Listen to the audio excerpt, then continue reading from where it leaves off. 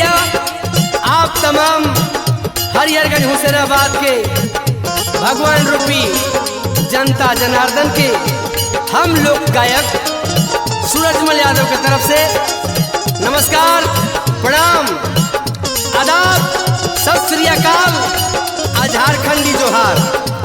ए भैया आप सबके आशीर्वाद से, प्यार दुलार से संजय भैया के जीत भइल बा। आवे खुशी में कहे के बा का ए भैया, कमल के फूल कुम्हलाई, कमल के फूल कुम्हलाई और हथियो भइल धरसाई। ललटेनिया जरे लागल हो, लालू के ध्वज फहरे लागल हो। ललटेनिया जरे लागल हो, लालू के ध्वज फहरे लागल हो।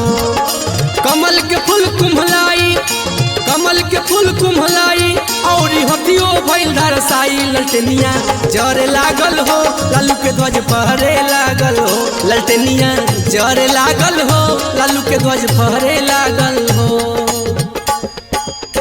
आप सभी माई बहन नौजवान साथी से हाथ जोड़ के बार बार विनती बा, प्रार्थना बा कि आप सबके दुलार से संजय भैया के जीत हासिल भइल बा।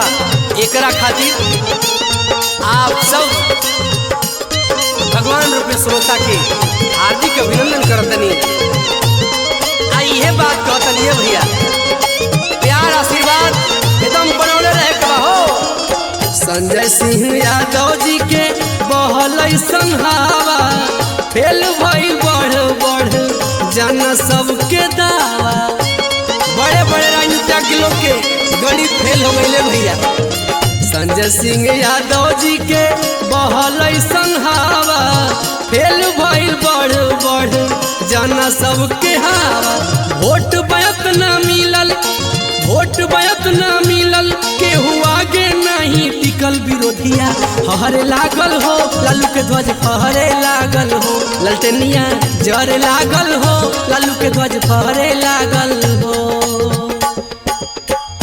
आप सभी ने इतना प्यार, आशीर्वाद और दुलार दिया, जिससे भैया संजय सिंह यादव आपके इस प्यार से गदगद हैं और चारों तरफ हंसी खुशी का माहौल है। हर तरफ खुशियां ही खुशियां हैं। हर जगह चौक चौराहे पर मिठाइयां बट रही हैं। जन जन के नेता, जन कल्याणकारी, आप सबके चहेता संजय सिंह यादव भैया जीत गईलन। एकरा से बड़ खुशी का बा भैया। गरीब मजदूर खातिर एक से एक बढ़ के काम हुई। हरिहरगंज हुसैनाबाद के हे मतदाता, रउए सब तो बनल बानी भाग्य विधाता। एक खुशी खातिर आप सबके सदा आभारी रहे भैया। मेहता दिलीप जी से गीत लिखवाई, यादव सूरजमल देवा तारे बधाई।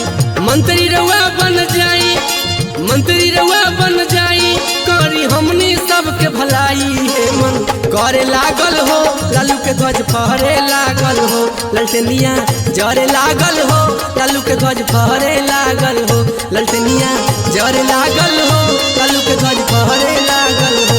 ललटेनिया जरे लागल हो, लालू के ध्वज फहरे लागल हो। ललटेनिया जरे लागल हो, लालू के ध्वज फहरे लागल हो। ललटेनिया जरे लागल हो, लालू के ध्वज फहरे लागल।